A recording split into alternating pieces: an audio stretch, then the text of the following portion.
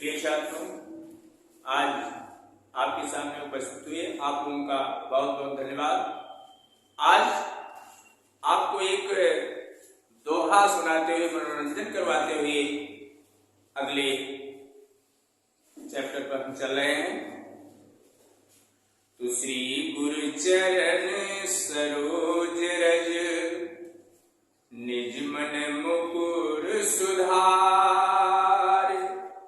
बरनो Raghubar Bimal yes जो दायक फल चार, बुद्धिहीन तनु जानिके सुमिरो पवन कुमार, बल बुद्धि विद्या देव मोहि हरहु कलेश विकार। अब आइए, कल आप लोगों को अलंकार के बारे में बताया था कि अलंकार क्या है, अलंकार की परिभाषा, अलंकार के भेद, अलंकार काव्य की शोभा बढ़ाने वाले शब्दों को अलंकार कहा जाता है।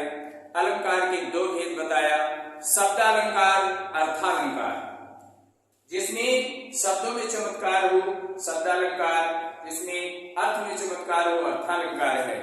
आपके कोर्स में भी बोर्ड में कई वर्ष पहले मैंने देखा भी है, अलंकार में अर्थालंकार से आता है।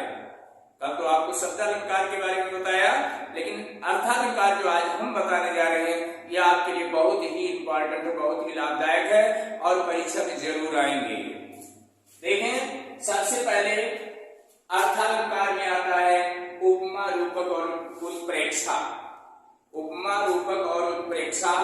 अब उपमा अलंकार की परिभाषा है जहां किसी वस्तु या व्यक्ति की किसी अन्य वस्तु या व्यक्ति से समान गुण धर्म के आधार पर तुलना की जाए। तुलना किया जाए एक विशेष वस्तु से या समानता बताई जाए, वहां उपमा अलंकार होता है। और इसका उदाहरण है कि जैसे पीपर पात सरिस मन डोला, पीपर पात सरिस मन डोला, समझ लीजिएगा। पीपल का पत्ता जैसे मन, पीपल का पत्ता हल्के सरस, बहुत हल्के हल्के, अगर हवा भी नहीं चलती है फिर भी वो उसकी पत्ती हिलती रहती है, ऐसे ये मन हमेशा चलता रहता है। पीपर पात सरिस मन डोला, यानी पत्ते के समान समानता की गई है, इसलिए यहां पर उपमा अलंकार है।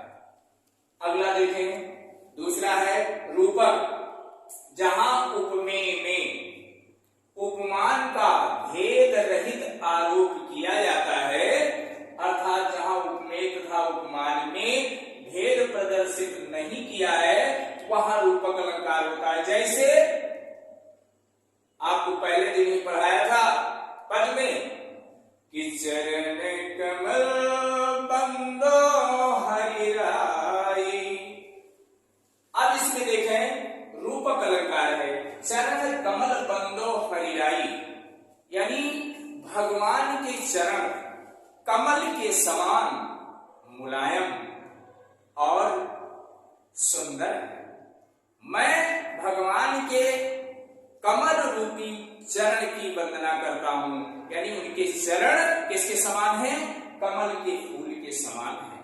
यानी सूरदास जी ने कहा कि चरण कमल बंदो हरिराई।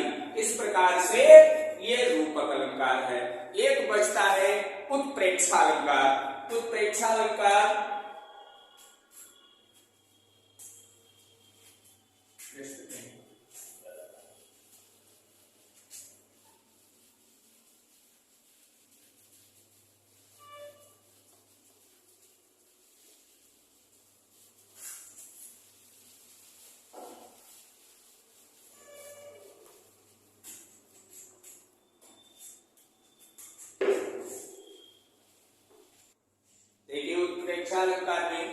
उत्प्रेक्षालंकार की परिभाषा, जहां उपमेय में उपमान की संभावना की जाए वहां उत्प्रेक्षालंकार होता है। और इसके वाचक शब्द जन जानो मन मानो, अगर ऐसे शब्द आते हैं छंद में दोहे में तो ये जान लीजिए कि उत्प्रेक्षा अलंकार है। अगर जन जानो या मन मानो शब्द का प्रयोग शब्द में आ गया, वाक्य में आ गया, तो उस छंद में ये जान लीजिए कि इसमें उत्प्रेक्षा अलंकार बिल्कुल निश्चित है।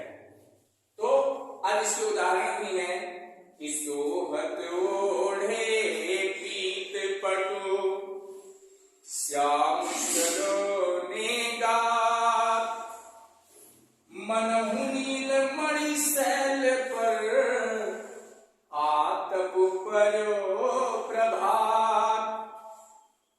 उत्प्रेक्षा अलंकार में ये उदाहरण है, सोहत ओढ़े पीत पट श्याम सरोने गात और मनहु नील मणि सैल पर आतप पर्यो प्रभात। इसका अर्थ हुआ कन्हैया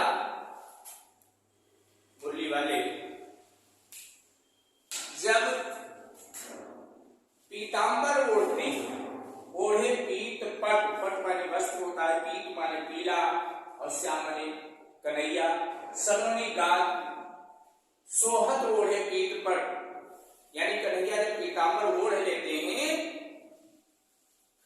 तो ऐसा मालूम पड़ता है कि मनहु नील मणि शैल पर, नील मणि पर्वत, एक पर्वत है जिसका नाम नीलमणि है, और उस पर जब सुबह सुबह, प्रभात माने सुबह होता है सवेरा, जब सूर्य उदय होता है तो सबसे पहले सुबह की किरण जो लालिमा युक्त होती है, अरुणोदय काल होता है, वो जाकर के नीलमणि पर्वत पर पड़ता है तो इतने कलर दिखाई देते हैं कि उसका शोभा कहने यानी अवर्णनीय है, उसकी शोभा का वर्णन नहीं किया जा सकता है, इतना सुंदर लगता है।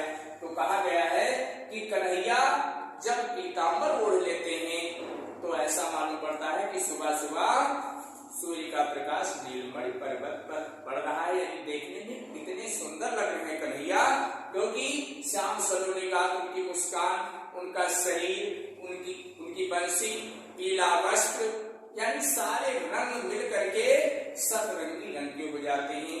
इसीलिए कहा गया कि सोहत ओढ़े पीत पट श्याम सलोने गात, गात माने मुस्कान, मनहु नील मणि शैल पर आतप पर्यो प्रभात। मालूम पड़ता है कि सुबह सुबह का जो प्रभात है वो नीलमणि पर्वत पर पड़ रहा है, सुशोभित हो रहा है। कन्हैया जब पीला वस्त्र ओढ़ते हैं बहुत ही अच्छा लगता है। तो इस प्रकार से बच्चों आप लोगों को बताया, सबसे पहले आपको बताया उपमा, उपमा रूपक उत्प्रेक्षा तीन जरूर याद रखिएगा, क्योंकि बोर्ड में तीनों में से एक जरूर आपको मिलेगा।